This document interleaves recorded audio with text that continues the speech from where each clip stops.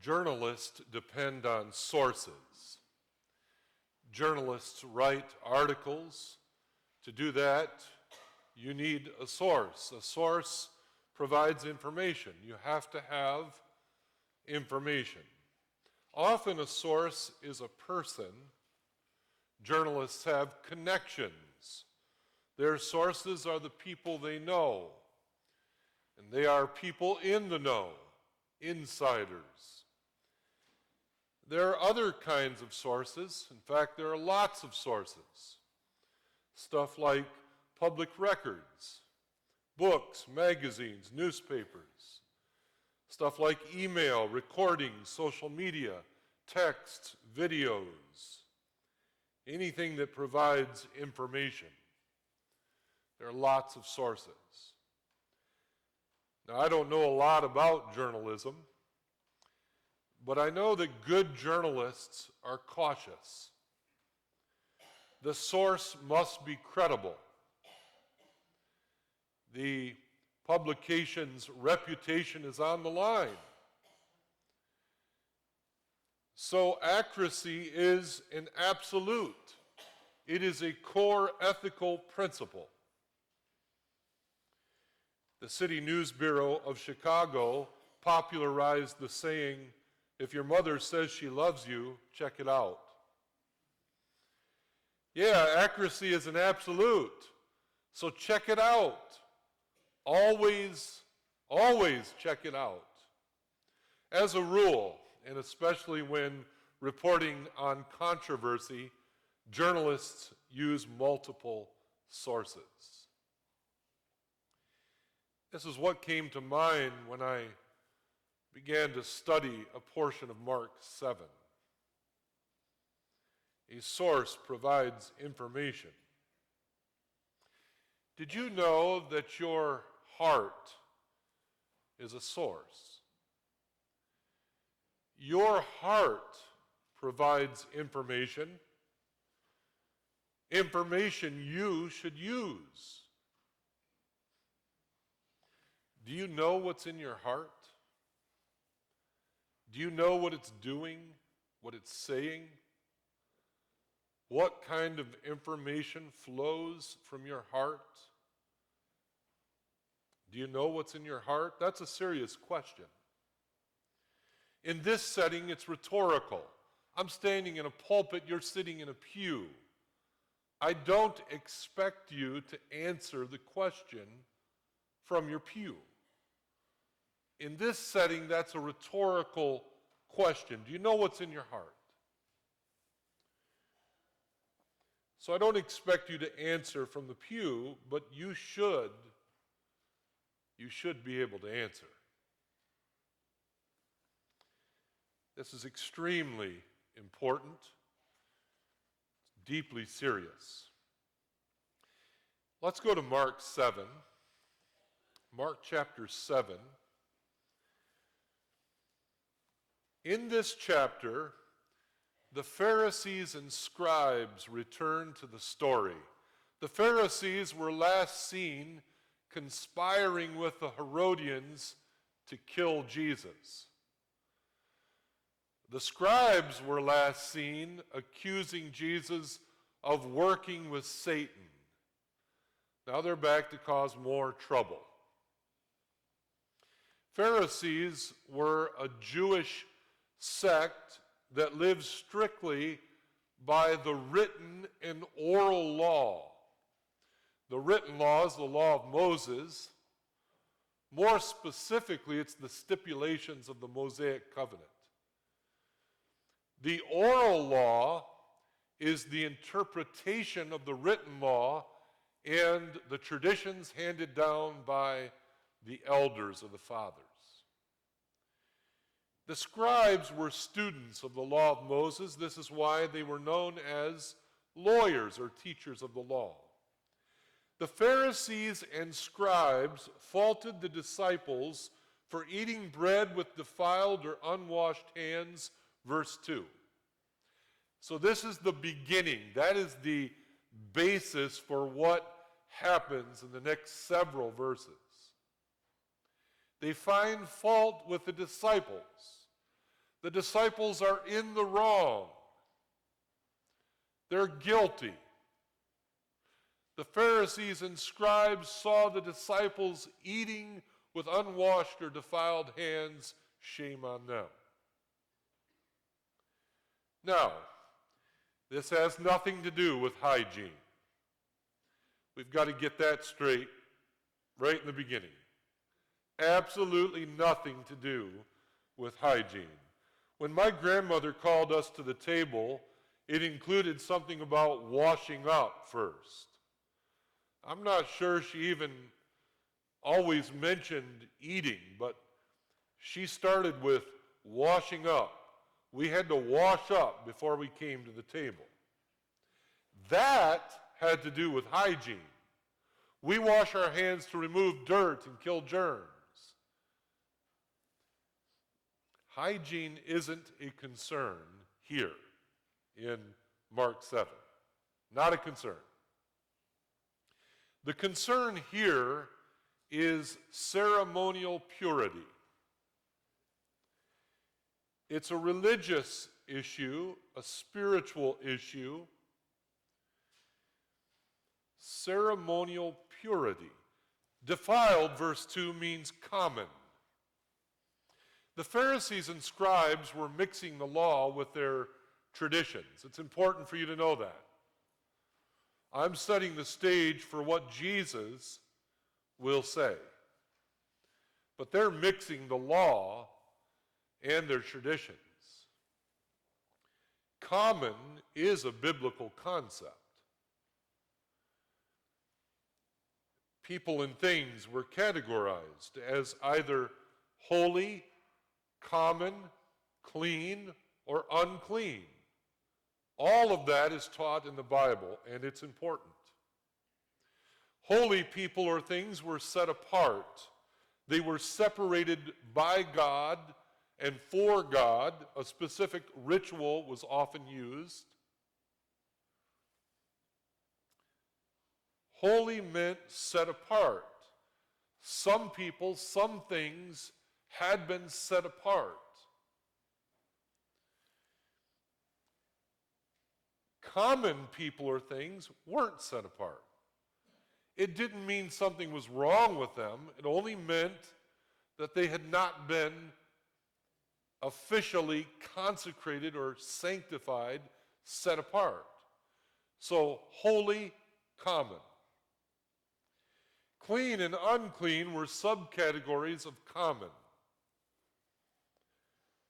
Clean meant either purified or preferred by God. Unclean meant defiled or unpreferred by God. These categories, holy, common, clean, or unclean, pertain to the nature of God. So when you read about these things, you're actually reading about God. You're learning about the nature or the person of God. It's all about God. If anyone was unclean, they weren't allowed in the presence of God. That was the reason for the distinctions. So it's all about God. We're being called to worship this month with a chorus in His presence. And at the end of that chorus, it mentions the fact that His presence is holy. Well, holiness is the leading, arguably, the leading attribute of God. God is holy. So when you read about holy, common, clean, unclean, you're learning about God and His holiness. His holiness must be protected and respected. This is why uncleanness was inadmissible. An unclean person could not be in the presence of God. It's all about God.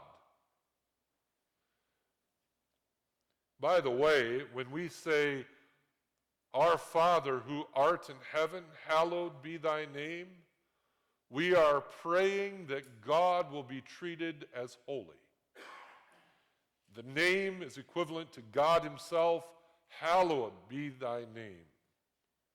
We want you to be treated holy. You are holy.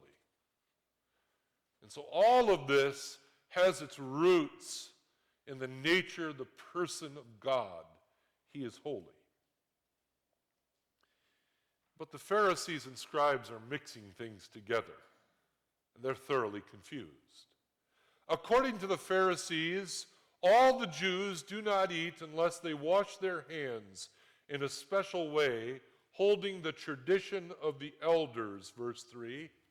The tradition of the elders is important. It's mentioned several times.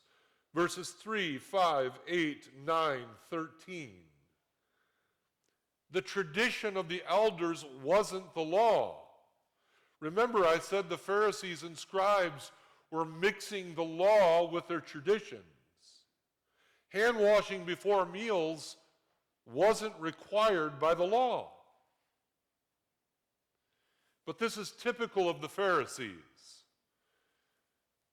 You see, only priests had to wash their hands in a certain way, and they had to do it when they ministered at the altar. Only priests.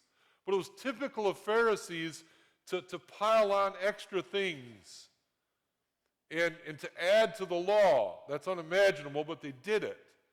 And so they wanted people to live up to the standard of the priests. They made this tremendous burden and placed it upon the people. Everybody was bound to fail. No one could keep the law anyway. And yet they just kept adding to it. This was typical of them. So this is all important background as we begin to read about why they questioned the disciples. And then what Jesus said. And this is something for you to remember. What's the source of defilement?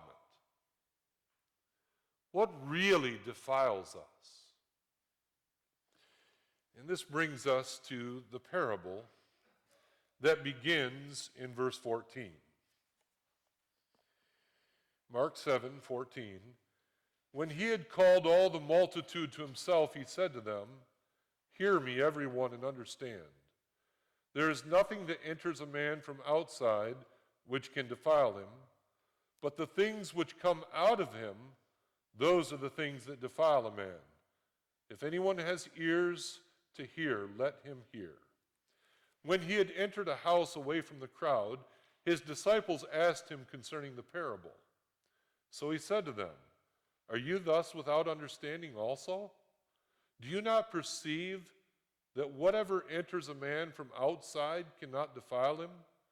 Because it does not enter his heart, but his stomach, and is eliminated, thus purifying all foods?" And he said, "What comes out of a man, that defiles a man. For from within, out of the heart of men, proceed evil thoughts, adulteries, fornications, murders, thefts, covetousness, wickedness, deceit, lewdness, an evil eye, blasphemy, pride, foolishness. All these evil things come from within and defile a man." Jesus called the crowd and gave them another parable. Chapter 4 is full of parables. A parable is a method of teaching. It compares a spiritual truth to something from everyday life. It's basically a comparison of two different things. The subject is defilement.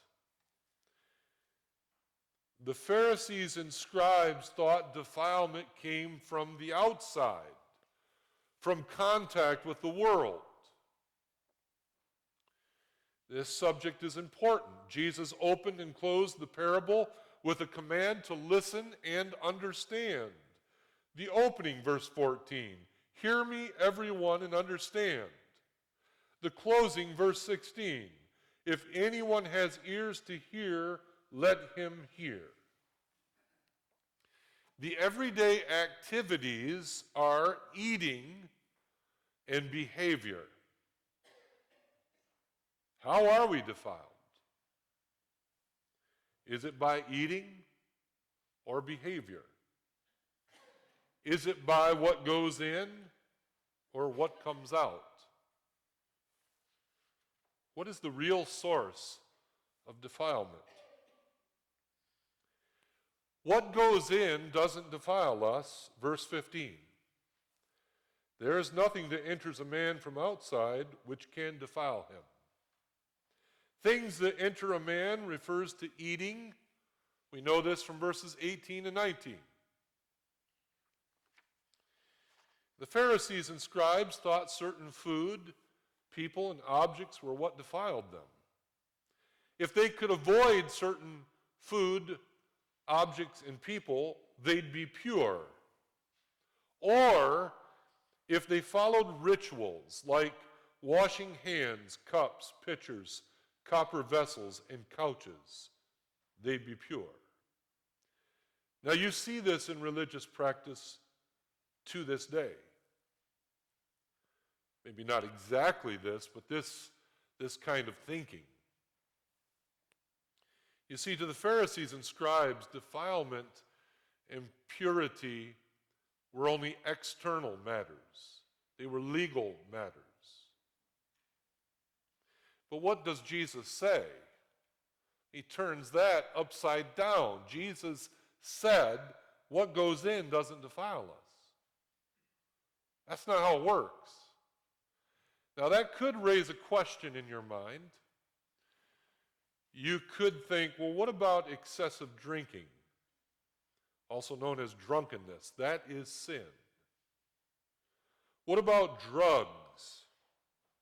Doing drugs. What about overeating? Also known as gluttony. Well, all of those things go in, right? And I will just say this, okay, we're going to go forward, but I will say this, not exactly. You see, excessive drinking and doing drugs and overeating are all behaviors. Those are types of conduct. And so we'll get to this as we move forward. But to begin with, Jesus said, what goes in doesn't defile us. We don't want to misunderstand him. What comes out defiles us. Again, verse 15, there is nothing that enters a man from outside which can defile him, but the things which come out of him, those are the things that defile a man. Things that come out of a man is a reference to behavior. We know that from verses 21 to 23. This is what the Pharisees and scribes needed to learn. They did not know this. They needed to learn that defilement comes from the inside. It manifests itself as sinful conduct, bad behavior. And it's an internal thing. Well, that's the parable.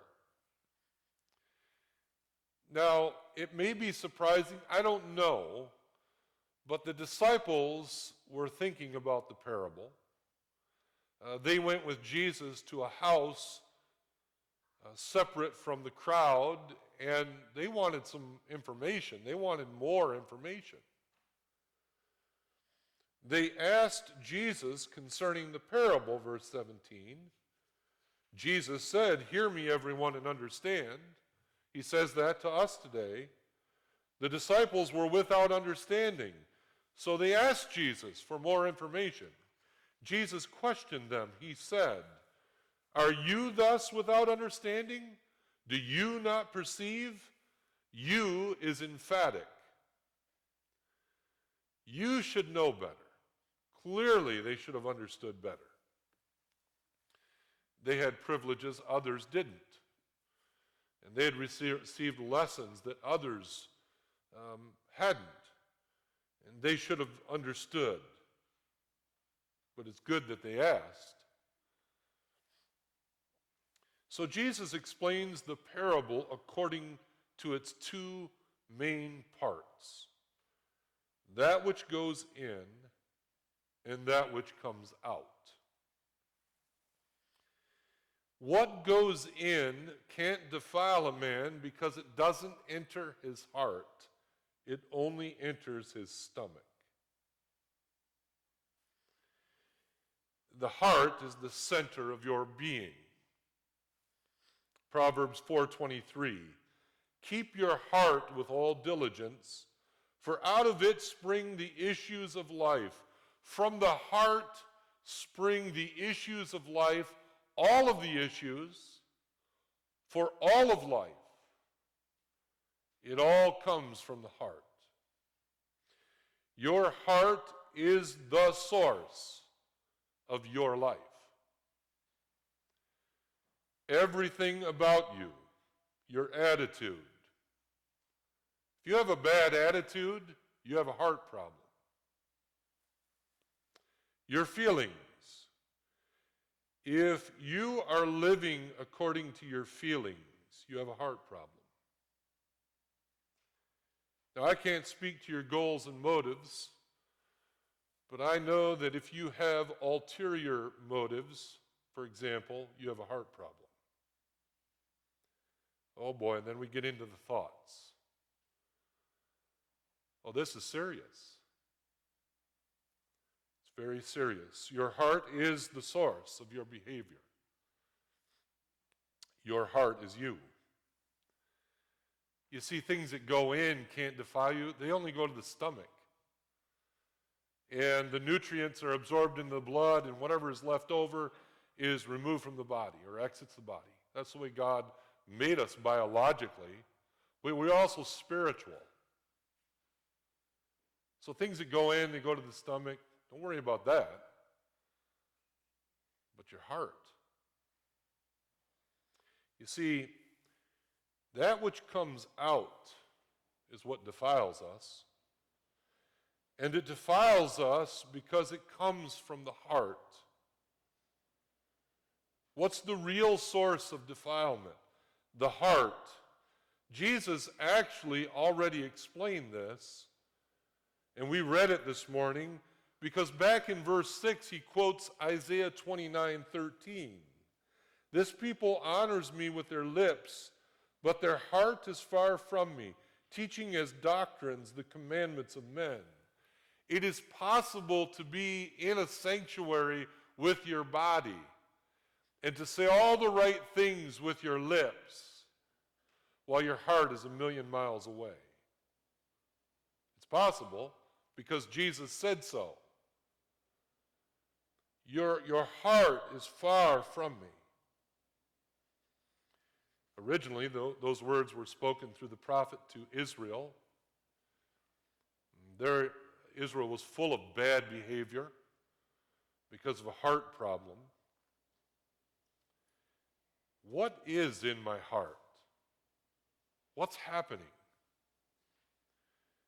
The heart can produce all sorts of evil conduct.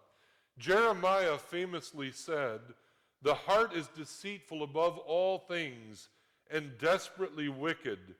Who can know it?" If you think you have a thoroughly good heart, you are mistaken. Jesus mentioned some things that come from the heart. The first 7 are plural, indicating evil acts. The last 6 are singular, indicating moral defects. The plurals, evil thoughts. Oh, I had to go there again. Thoughts. What does that mean anyway? Well, this is worthless thinking. It's worthless in the sense of being devoid of good. Do you think there are people in church, and I'm not pointing any fingers, I just want to preach this the way it's written so that we'll receive the Lord's teaching. But do you think people come to church with worthless thoughts? The answer is yes, 100%.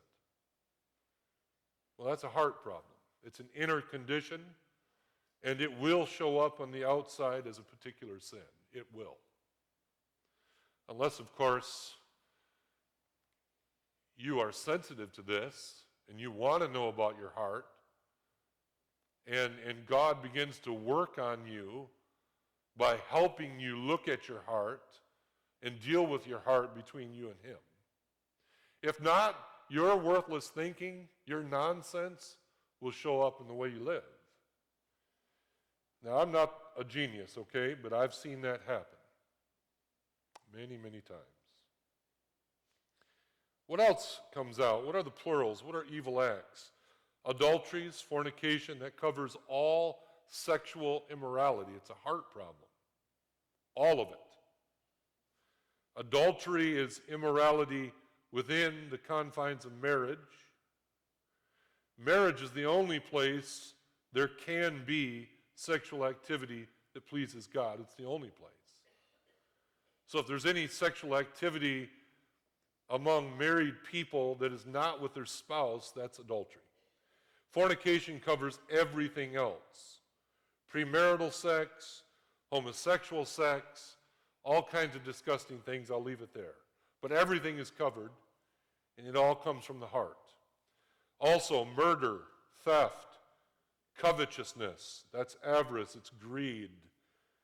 Even Christians are driven by money sometimes. All of that is a heart issue.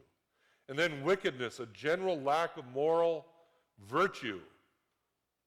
Just this lack of good, wickedness. Those are the plurals, those are evil acts. And then we have the singulars, or moral defects. Deceit. If you're a crafty, tricky person, if you're devious, well, that's your heart. Lack of self-constraint is lewdness. If you can't control yourself, that comes from the heart. An evil eye is envy or jealousy. Blasphemy, we know, is slander of God, verbal slander of God. It can also include slander of others. Man, the tongue is an unruly evil, but the heart is guiding the tongue. But boy, our tongue, major problem. Pride is another major problem, right? This was the sin of Lucifer, and it's the sin of many of us. Arrogance, high-mindedness. And then another general term, foolishness. This is just being senseless. Your heart is the source. Where does defilement come from? It's your heart. It's a heart problem. So your heart will provide information, and it's information you should use. So if you have some interpersonal problem that you're dealing with, my first suggestion to you would be to sit down all by yourself in the presence of God and start looking at your heart. That's the first thing. Now, maybe you're dealing with someone who is thoroughly evil, and there's just absolutely nothing you can do to make amends. That might be, probably not the case. Okay? Most of the time, that's not the case. Your heart has something to do with the problems you're in. So back to that question in the beginning. Do you know what's in your heart? That's a scary thing. I want to give you a prayer. I want to give you a prayer that I would like you to use on your own time. Now, you might recognize this prayer. In fact, you should. I hope you do. This prayer is perfect. It's infallible. Okay? So here are the words that I would like you to pray. Search me, O God, and know my heart. Try me and know my anxieties, and see if there is any wicked way in me, and lead me in the way everlasting. How do I know that's a perfect prayer? That's because it's Psalm 139, 23, and 24. It is the Word of God. Search me, O God, and know my heart. He knows your heart. You need to know. You need God to work on your heart. Try me, know my anxieties. See if there's any wicked way in me. I don't want to be in that way. I want to be in the way everlasting. I want to be better. I want to overcome my blackened heart. I want to live for God. I want to be a man of faith and bring glory to the one who died to save me. But something has to be done about my heart. And so use the prayer. You'll find it in Psalm 139, verses 23 and 24. Lord, I want to thank you for your word. Jesus, thank you for this parable that drives right to the center of our being. Literally, it gets to the heart. People misunderstood your word. We misunderstand your word. The Pharisees and the scribes, they spent lots of time in the law that is recorded in the Bible. And yet they were so mistaken about where defilement comes from. Their heart was full of wickedness, and they didn't see it. Because they thought religion boiled down to externals and legalism. No, religion is a heart matter. And so, Lord, I pray that each of us would use Psalm 139, and we would ask you to search our heart so that we might get right, be right, stay right, so that we can please you at all times. In Christ's name, amen.